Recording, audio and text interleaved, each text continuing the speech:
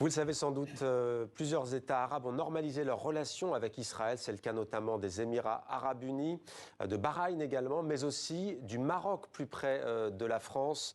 S'allier avec Israël sans abandonner les Palestiniens, voilà le dilemme auquel est confronté aujourd'hui un pays comme le Maroc. On en parle avec notre éditorialiste, Slimane Zeguidour. Bonsoir Slimane. Bonsoir. Un jeu d'équilibristes qui provoque quelques tiraillements du côté de Rabat. Oui, et ce n'est d'ailleurs pas la première fois, car depuis la normalisation des rapports entre le Maroc et Israël fin 2020, il se trouve que la répression contre les Palestiniens a commencé à connu un apport, une extension presque sans précédent. Il faut remonter aux années 2000 pour trouver une telle répression.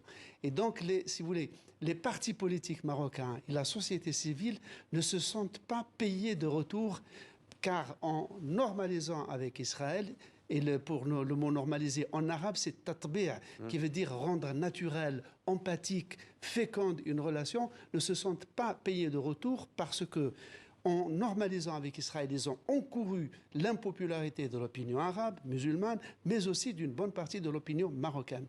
Or, le Maroc a obtenu, négocié et obtenu, en contrepartie de cette normalisation, la reconnaissance par les États-Unis de la souveraineté marocaine sur le Sahara occidental.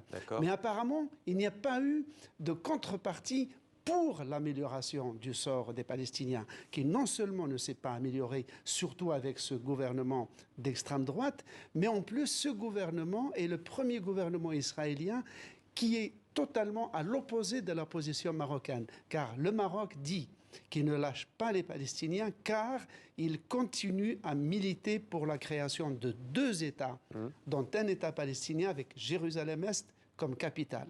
Or, le leadership israélien actuel, non seulement rejette toute idée d'un État palestinien, encore moins d'une cession de Jérusalem-Est, mais il considère toute la Cisjordanie, il est en voie, ou souhaiterait en tout cas l'annexer à terme. D'où le dépit des partis politiques et de l'opinion, car il est notoire au Maroc que la décision de la normalisation a été une décision personnelle du roi qui n'a consulté ni le Parlement ni les partis politiques. Slimane, est-ce qu'on retrouve ce dilemme dans d'autres pays? D'ailleurs, tout à l'heure, je n'ai pas cité comme pays arabe le Soudan également qui a normalisé. Est-ce qu'on retrouve cette différence entre le pouvoir qui a normalisé et la société civile, notamment les partis politiques? Ah, complètement. Au Soudan, mais en Égypte, en Jordanie, le Parlement jordanien a voté une résolution il n'y a pas longtemps demandant la fermeture de l'ambassade d'Israël.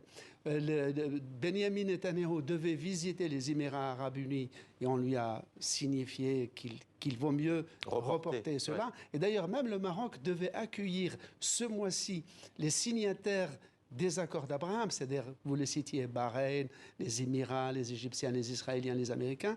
Et il a repoussé ce sommet qui devait se tenir au Maroc, sine die. Merci beaucoup Slimane pour ce décryptage donc sur les relations entre Israël et le Maroc.